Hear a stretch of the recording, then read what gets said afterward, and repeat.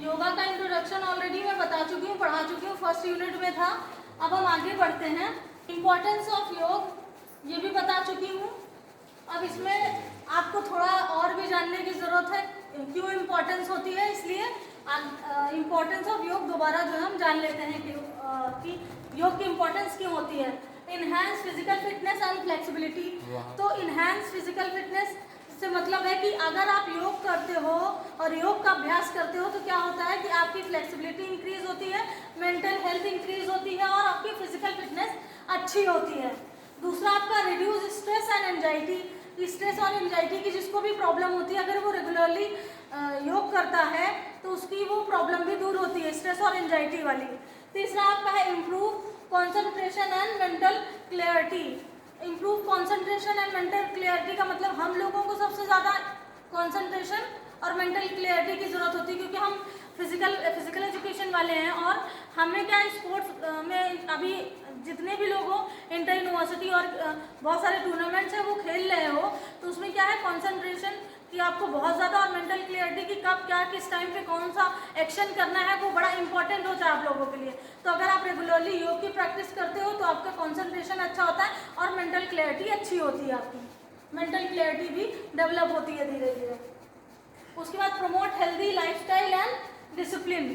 तो आपको पता ही है योगा से क्या होता है कि आपकी हेल्दी लाइफस्टाइल होती है, क्योंकि योग डाइट वैसे भी अपने में एक अलग वो है, एक एरिया है, और योग डाइट से क्या है बॉडी एकदम हेल्दी होती है और आपका ब्लड सर्कुलेशन से लेकर आपका पूरा बॉडी का फंक्शन बहुत अच्छा होता है। तो आपका हेल्दी लाइफस्टाइल तो हो जाती है और डिसिप्लिन भी डेवलप होता है कि आप सुबह उठ के योग करोगे, उसके बाद आपको आगे का पूरी आपकी दिनचर्या आपको फॉलो करनी है, जो डेली रूटीन होता है उसको करना है, तो बड़ा इम्पोर्टेंट होता है आपके जीवन के लिए भी। और आप डिसिप्लिन और अनुशासन के साथ उसको करते हो तो उससे आपका अनुशासन भी होता है, डिसिप्लिन डेवलप्ड होता है, अनुशासन अच्छा होता है, आप पूरे जीवन को आप उसी लय में अच्छे से तरीके से कर सकते हो। अब उसमें एलिमेंट्स ऑफ योग सबसे जो इम्पोर्टेंट है आपका, वो तो मैं पहले बता दी थी, लेकिन एक थोड़ा जानना चाहिए आपको तो इसीलिए बता दिया। सबसे मेन आपका ये आज का टॉपिक है वो एलिमेंट्स ऑफ योग है। तो एलिमेंट्स ऑफ योग में 8 वो होते हैं, एलिमेंट्स होते हैं। पहला यम, उसके बाद नियम, आसन, प्राणायाम, प्रत्याहार, धारणा, ध्यान, समाधि। उसको आपको सीक्वेंस से ही याद करना है और सीक्वेंस से ही बताना है, इसका यही सीक्वेंस है। आप याद कर लीजिए, कहीं कोई भी पूछता है तो ऊपर नीचे नहीं होना चाहिए। जब भी आपसे पूछे एलिमेंट्स ऑफ योग, यम, नियम, आसन, प्राणायाम, प्रत्याहार, धारणा, ध्यान, समाधि, ये आपको ऐसे रटा होना चाहिए। और आप उसमें जब भी आप लिखोगे, पेपर को सॉल्व करोगे, तो आप ऐसे ही इसको लिख करके सेम आप इसके बारे में लिखोगे थोड़ा थोड़ा लॉन्ग क्वेश्चन में। यम का मतलब होता है संयम रखना। संयम का मतलब समझ में आया कि अपने ऊपर कंट्रोल कितना है, सेल्फ कंट्रोल कितना है। उसके बाद नियम आपका, जो आप संयम रखते हो उसके बाद जिन नियमों को आप पालन करते हो, जिन नियमों का, तो वो आपका क्या है, आपके इसमें नियम में आता है। जिन चीज़ों का आप पालन करते हो, डिसिप्लिन का, कि आपको हेल्दी लाइफस्टाइल फॉलो करनी है, गलत चीज़ों में नहीं जाना है, अच्छा आपको मेंटली जो है अच्छा सोचना है और अपने माइंड को जो है पॉजिटिविटी की तरफ लेके जाना, ये सारी चीज़ें आपका पालन में आती हैं कि इनका पालन आप कर रहे हो। उसके बाद आसन, आसन में पता है आपको योग मुद्राएं होती हैं। योग मुद्रा में आपको पता है स्टैंडिंग, सिटिंग, प्रोलाइन और सुपाइन की योग मुद्राएं होती हैं। डिफरेंट आसनास होते हैं, उन आसनास को आप परफॉर्म करते हो अपनी बॉडी को, आपके फिजिकल फिटनेस को अच्छा करने के लिए।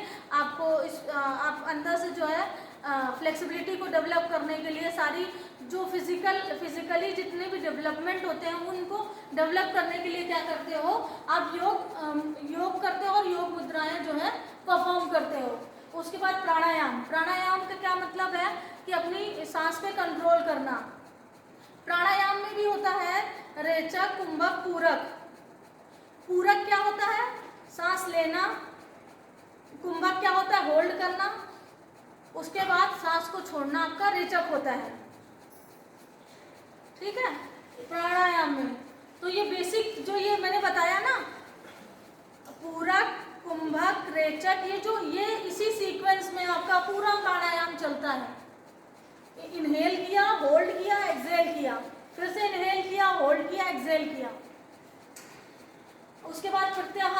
इंद्रियों को वापस खींचना कि गलत जगह कहीं कोई इंद्रियां अगर जा रही है तो आपको अपना सेल्फ संयम और कंट्रोल है तो आप अपनी इंद्रियों को केंद्रित कर सकते हो और अपनी जहाँ सकारात्मक जगह पे लगा सकते हो, पॉजिटिविटी की तरफ लगा सकते हो और नए चीज़ों को अचीव कर सकते हो।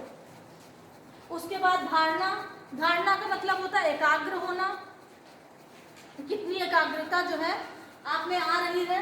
जब आप ये सारी चीज़ें कर लेते हो, आसन से लेके प्राणायाम सारी चीज़ें आप परफॉर्म कर लेते हो तो अपने आप से धीरे धीरे एकाग्रता आने लगती है। और एकाग्रता से क्या होता है कि आपका जो भी आप काम करते हो ज़्यादा एफिशिएंसी से करते हो, ज़्यादा अच्छे होते हैं और वो काम जो है उनमें आपका मन लगता है और वो आपको पॉजिटिविटी की तरफ लेके जाते हैं और आप में नई चीज़ों को डेवलप करते हैं। ध्यान को पता है, आप कॉन्सेंट्रेट करते हो। जैसे सिर्फ ध्यान एक होता नहीं ऋषि मुनि करते हैं, वो नहीं है। आप जब आप यहाँ से पढ़ के जाओगे शाम में आप सोचोगे आपने क्या क्या आज किया, क्या क्या छूट गया, सारी चीज़ें बैठ के आराम से सुखासन में ये सारी चीज़ों को रिकॉल करोगे। आगे हमको कल का क्या प्लान बनाना है वो दिमाग में अपना रखोगे, ध्यान लगाओगे, उनको सारे को कल किस प्रोसेस से करना है वो सारा आपका स्टूडेंट हो आप तो आपका वो ध्यान है कि आप कल के लिए पूरा प्रिपरेशन पहले से ध्यान लगा के कर लो। आज का रिकॉल करो, उसके बाद कल के लिए क्या करेंगे, आगे क्या कैसे करना है, कितना हमको पढ़ना है, ये सब क्या करोगे आप ध्यान में अपना एक शेड्यूल टाइप में बनाओगे, ध्यान करोगे उसका कि हमें ये करना है। जब आप वो सोचोगे ना तभी उसका आप 50% कर पाओगे, जब सोचोगे ही नहीं तो क्या कर पाओगे। उसके बाद आपका समाधि है, अवशोषण समाधि। समाधि का मतलब होता है कि आप सारी चीज़ों को त्याग देना, एक अपने एक बिलीफ सिस्टम में चले जाना। समाधि का बेसिक मतलब यही होता है कि एक बिलीफ सिस्टम में अपने चले जाना, सारी चीज़ों को त्याग देना, एक ईश्वर को या फिर किसी भी जिसको भी आप मानते हो, जिसकी आराधना करते हो उसमें लीन हो जाना और खो जाना, खुद को समर्पित कर देना, आपका समाधि है। अब जो इंग्लिश वाले हैं वो भी देख लें। सेल्फ रियलाइजेशन होता है समाधि में, बेसिकली अभी बताया था। उसमें यम इथिकल डिसिप्लिन है, नियम जो है सेल्फ डिसिप्लिन है। उसके बाद आसनास पोस्चर्स हैं, डिफरेंट पोस्चर्स जो हम बनाते हैं, प्राणायाम, ब्रीथ कंट्रोल जो बताया, पूरक कुंभक रेचक, यही सीक्वेंस होता है, पूरक रेचक कुंभक। आते हैं क्वेश्चंस ऐसे कि मतलब जब हम प्राणायाम करते हैं तो क्या पहले क्या होता है, पूरक होता है, कुंभक होता है, उसका सीक्वेंस क्या, ऐसा आता है क्वेश्चन, तो ध्यान देना इस चीज़ का। प्रत्याहार विड्रॉल ऑफ सेंसेस बता दिया है, धारणा कंसंट्रेशन, ध्यान मेडिटेशन, अपने आप को एक ध्यान में लगाना, मेडिटेशन करना, रिकॉल करना अपनी चीज़ों को कि कल का शेड्यूल कैसा रहेगा, ये सारी चीज़ें। उसके बाद सेल्फ रियलाइजेशन, समाधि में क्या होता है, आपको सेल्फ आत्मबोध होता है, खुद का ज्ञान होता है। जब आप समाधि में जाते हो, जब अपने आप को एकदम पूरी दुनिया से अलग करके जब आप अपने ऊपर कॉन्सेंट्रेट करते हो तो सेल्फ रियलाइजेशन ऑटोमेटिक होना शुरू होता है। फिर सेल्फ रियलाइजेशन से भी ऊपर की एक स्टेज आती है।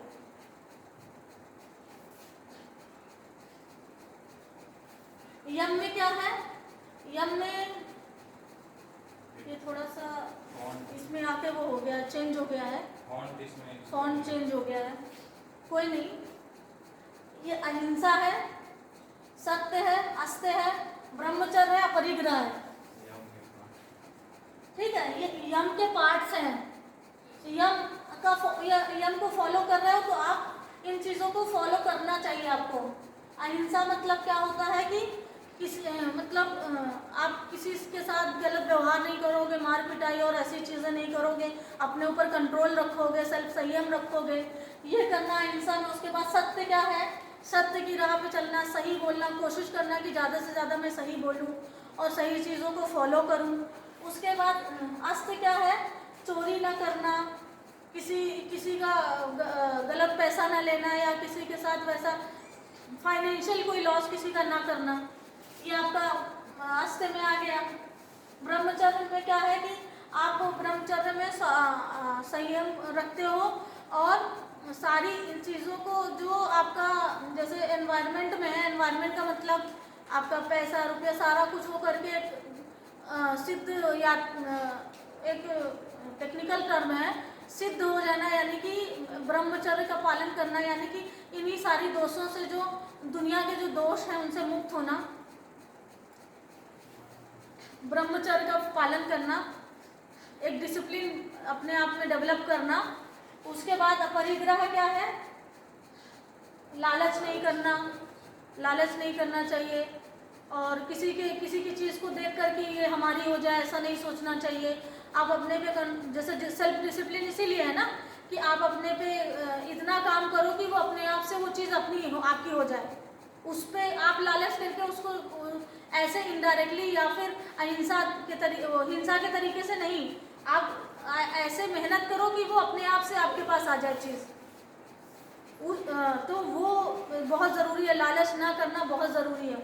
और यही आपका योग में सिखाया जाता है कि लालच जो है वो सारी दुखों का की जड़ है। तो लालच को कम करना चाहिए अपने शरीर पे, अपनी आत्मा पे, और अपने जो पूरा ओवरऑल पर्सनालिटी है उस पर काम करना चाहिए।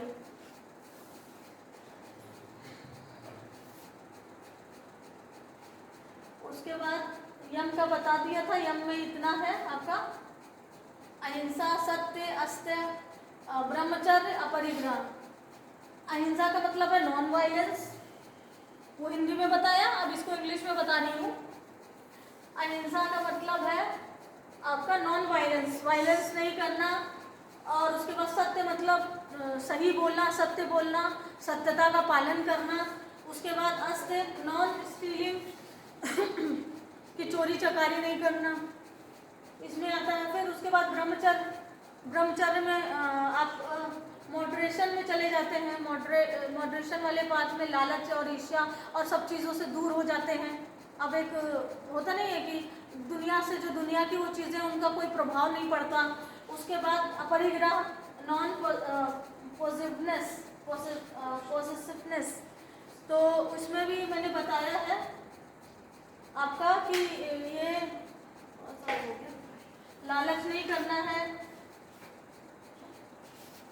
अपने ऊपर संयम रखना है, कंट्रोल रखना है। थोड़ा सा वो हो गया क्योंकि मैंने हिंदी और इंग्लिश दोनों में लिख रखा है, तो थोड़ा सा ये पॉइंट हो गया, कोई नहीं। और ये इतना खराब हो चुका है हिंदी, इसीलिए हाँ हटा देना इसको। इंग्लिश वाला नियम में तो इंग्लिश वाला में नियम में पूरी चीज़ें नहीं लिखी है ना। सेल्फ डिसिप्लिन, इसमें सेल्फ डिसिप्लिन में क्या है आपका शौच, संतोष, तप, स्वाध्याय, ईश्वर प्राविधान। अब इनका बेसिक क्या है? शौच का मतलब होता है क्लीनलीनेस, शौच में ही क्रियाएं आती हैं, जैसे रबड़ नीति, जल नीति, धोती, उसके बाद आपका वस्ती, ये सारी चीज़ें जो हैं। एक मिनट,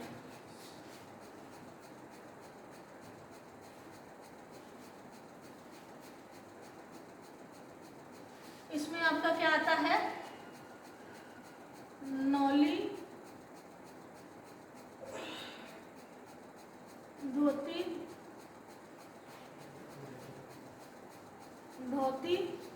वस्ती,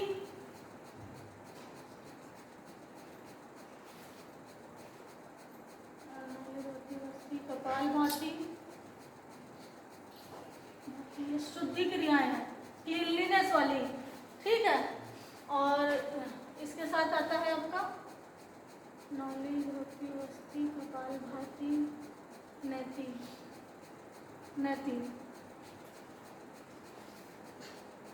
ये आपका शौच वाले पार्ट में आते हैं, क्लीनलीनेस वाले में। तो क्लीनलीनेस जब करते हैं तो नौली करते हैं, धोती करते हैं, वस्ती करते हैं, कपालभाति करते हैं और नैति करते हैं। नौली में क्या होता है? पेट को घुमाना, ठीक है, नौली में हम मूव करते हैं। और धोती में क्या करते हैं? कपड़ा जो है एक मलमल का कपड़ा होता है लंबा सा, उसमें मीठा लगा के उसको क्या करते हैं? खाते हैं, अंदर घुसाते हैं, उसको खाते हैं। उसके बाद जो है धीरे धीरे उसको निकालते हैं। लेकिन जो वो एलिमेंट्स ऑफ योग का जो प्रैक्टिस करता है वही उसको कर सकता है।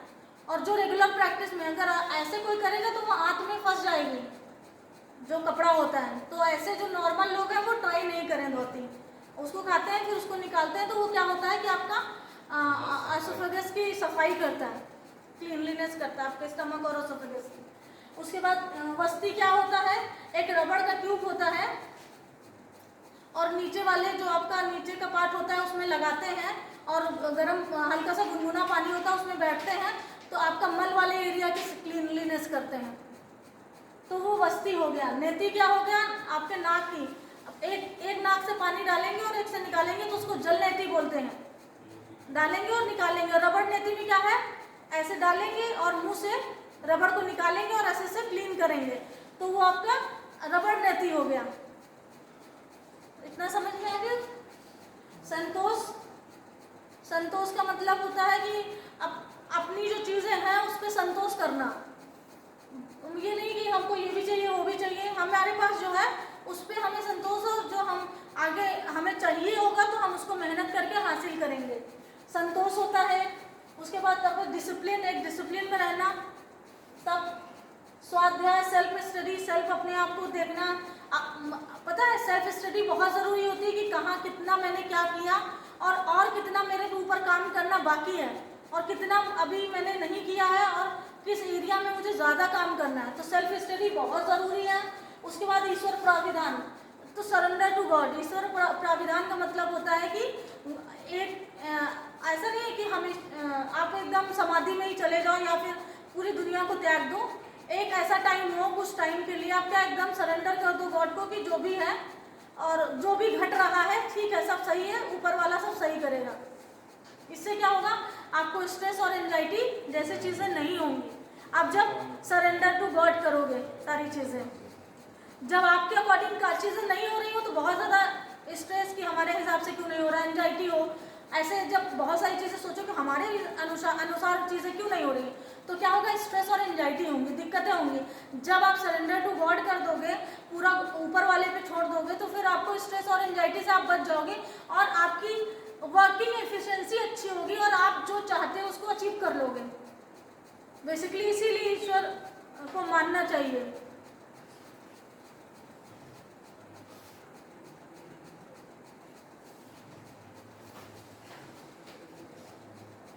आसनास, फिजिकल पोस्चर्स। आसनास की बात करें ना, तीसरा था आसन, तो आसनास में फिजिकल पोस्चर, तो आपके क्या करते हैं, फिजिकल पोस्चर आपकी फ्लेक्सिबिलिटी को इम्प्रूव करते हैं, स्ट्रेंथ को इम्प्रूव करते हैं और आपके बैलेंस को इम्प्रूव करते हैं।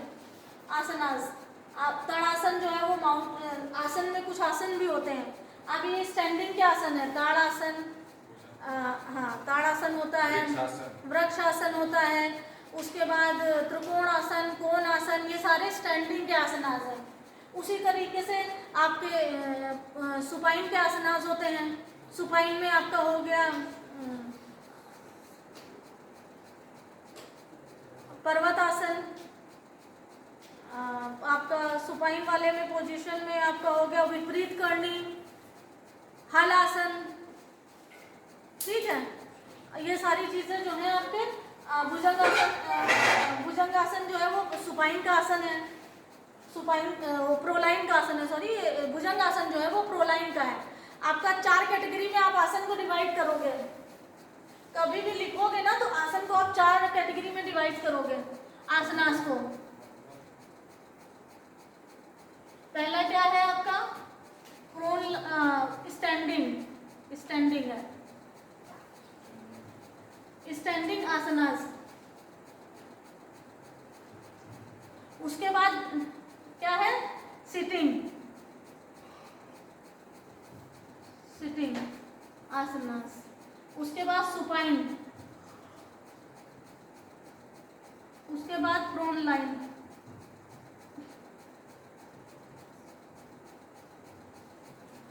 तो स्टैंडिंग वाले में मैंने बता दिया है। सिटिंग वाले में क्या है आपका, सुखासन हो गया, वज्रासन हो गया, उसके बाद आपका बालासन हो गया, हाँ बटरफ्लाई पोज हो गया। ये सारे जो है आपके सिटिंग वाले में हो गए। सुपाइन वाले में आपका क्या हो गया, हलासन हो गया, आपका चक्रासन हो गया। और कौन कौन से आसन होते हैं सुपाइन में, बताओ जरा। चक्रासन हो गया, और किसी को नहीं पता? चक्रासन हो गया। उसके बाद आपका क्या होता है, विपरीत करनी होती है, विपरीत करनी मुद्रा। तो ये सारी जो है आपका सुपाइन में आ जाएंगी। प्रोन लाइन में क्या है आपका, भुजंगासन, ये वाला भुजंगासन। और उसके बाद आपका सर्पासन, पर्वतासन, और बताओ किसी को पता है?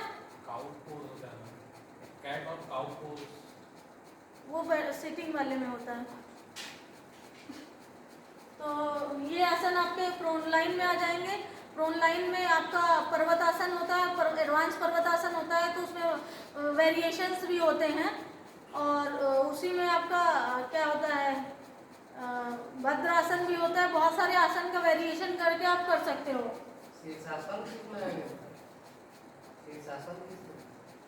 शीर्षासन सिटिंग वाले में होता है। सिटिंग से आप जाते हो ना, अब जो प्रोलाइन लेटे लेटे जो करते हो, पेट के बल लेट के, आपका सुपाइन का ये पीठ के बल लेट के कर रहा है, ये आपका पेट के बल लेट के कर रहा है, ये बैठ के कर रहे हो। मयूर आसन होता है सिटिंग में, ठीक है। उसके बाद वृक्षासन बताया ही है ना कि वो स्टैंडिंग में आता है। और पद्मासन, ये एग्जाम्पल्स हैं आसन में क्या क्या आसन आते हैं बेसिकली। उसके बाद प्राणायाम, ब्रीथ कंट्रोल। प्राणायाम को बोला ही पूरक, कुंभक, रेचक। पूरक में क्या होता है, सांस को भरना, इनहेल करना। सांस को इनहेल किया, होल्ड किया करो, उसके बाद एक्सहेल किया। अपने राइट नॉस्ट्रिल से इनहेल किया पहले, होल्ड, इनहेल करने को क्या बोलेंगे, पूरक। होल्ड करने को कुंभक, और एक्सहेल करने को रेचक। हाँ, तो ये पूरा इसी से आपका पूरा प्राणायाम जितने भी होता है, सब प्राणायाम इसी पे निर्भर होता है। बेसिक ब्रीथिंग टेक्निक है ये आपका। ये techniques to regulate breathing and enhance lungs capacity. जब आप प्राणायाम करते हो तो क्योंकि आप प्रॉपरली ब्रेथ कर रहे हो, इनहेल और एक्सहेल कर रहे हो, तो क्या होगा, आपका लंग्स की कैपेसिटी अच्छी होगी, आपकी ब्रीथिंग कैपेसिटी अच्छी होगी, और आपका चेहरा ग्लो करेगा, आपके अंदर बॉडी में ऑक्सीजन लेवल बढ़ेगा, इससे आपकी बॉडी अच्छा फंक्शन करेगी। तो प्राणायाम जो होता है वो सभी कहते हैं रोगों का जो है निवारण होता है। अगर आप प्राणायाम करते हो आधा घंटा, तो धीरे धीरे आपको लगेगा कि आपकी बॉडी लाइट होने लग गई, और आपकी इवन स्ट्रेस, एंजाइटी, बाकी चीजें भी धीरे धीरे कम होने लगती हैं। एग्जाम्पल क्या, अनुलोम विलोम जो मैंने बेसिक बोला ना, पूरक, कुंभक, रेचक, वो आपका अनुलोम विलोम में वैसे ही सेम यूज होता है। राइट से इनहेल करते हैं, होल्ड करते हैं, एक्सहेल करते हैं लेफ्ट से, फिर लेफ्ट से इनहेल करते हैं, होल्ड करते हैं, राइट से एक्सहेल करते हैं, ठीक है। तो ये आपका अनुलोम विलोम। उसके बाद भ्रस्त्रिका प्राणायाम, कपाल भारती होता है। कपाल भारती का एडवांस जो होता है वो भ्रस्त्रिका होता है। कपाल भारती का एडवांस जो है वो आपका भ्रस्त्रिका होता है। भ्रस्त्रिका में तेज तेज फोर्सफुली सांस को एक्सहेल करना होता है, और कपाल भारती में स्लोली स्लोली करना होता है। ये आपका कपाल भारती है। अब इसी को थोड़ा फास्ट करिए।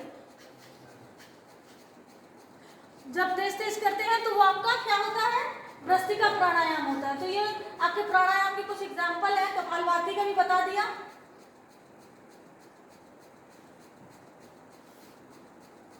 और ये क्लीनलीनेस ब्रीथ बोला जाता है इसको, कपाल भारती को। अब जितने भी आपके जितने पैसेजेस होते हैं उनको क्लियर करती है कपाल भारती। और प्रत्याहार जो है विड्रॉल ऑफ सेंसेस। आपको प्रत्याहार का मतलब क्या है कि आपको बाहर के जो जितने भी डिस्ट्रैक्ट करने वाली चीजें हैं उनसे आप जो है दूर हो जाते हो। आप अपने आप पे कॉन्सेंट्रेट इतना करते हो, इतना सेल्फ डिसिप्लिन होता है और इतना कंट्रोल होता है कि बाकी दुनिया की किसी चीज का डिस्ट्रक्शन का कोई फर्क नहीं पड़ता है। Help in self awareness and control over emotions. Even आप प्रत्याहार को जब फॉलो करते हो, प्रत्याहार को फॉलो करना शुरू करते हो, तो आप अपने इमोशंस पे भी कंट्रोल कर पाते हो। कहाँ किस टाइम पे कैसे इमोशन निकालने हैं और कहाँ कंट्रोल कितना करना है, वो आप कंट्रोल कर पाते हो। वैसे नॉर्मली इमोशंस पे कंट्रोल नहीं होता है लोगों का, लेकिन जब आप प्रत्याहार को फॉलो करते हो तो आप अपने इमोशंस पे भी कंट्रोल कर सकते हो।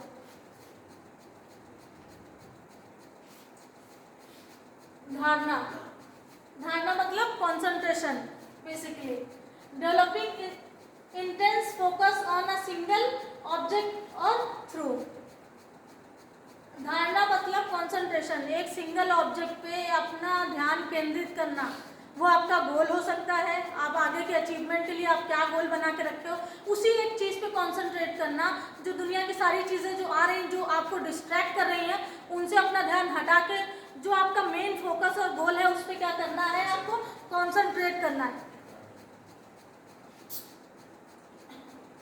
इसमें आप त्राटक करते हो कैंडल जला के, सर करा रहे थे देखा होगा। आप त्राटक करते हो तो आपका कंसंट्रेशन अच्छा होता है, तो आपका डिस्ट्रैक्शन कम होता है, ध्यान कम इधर उधर भागता है।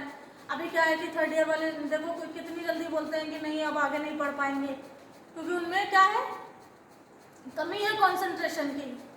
अब जब वो धारणा को फॉलो करेंगे, कंसंट्रेट करेंगे, तो 1 घंटा वो अच्छे से पढ़ पाएंगे। अगर जैसे तो आप जितनी भी देर पढ़ रहे हो उसको ध्यान देंगे, कंसंट्रेट करके पढ़ोगे, तो वो आपके जीवन के लिए अच्छा रहेगा, आपको हमेशा याद रहेगा। आप पढ़ तो रहे हो लेकिन आपका ध्यान ही यहाँ नहीं है, तो कंसंट्रेट ही नहीं कर पा रहे हो, तो कुछ मतलब ही नहीं है पढ़ने का। आपका धारणा ही यहाँ नहीं है कंसंट्रेशन वाली।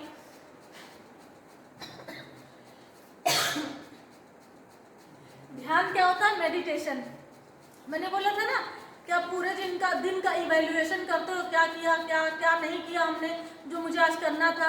उसके बाद नेक्स्ट डे का प्लान बनाते हो, तो वो आपका क्या है, आप गोल के लिए, अपने गोल के लिए क्या करते हो, प्रिपरेशन करते हो।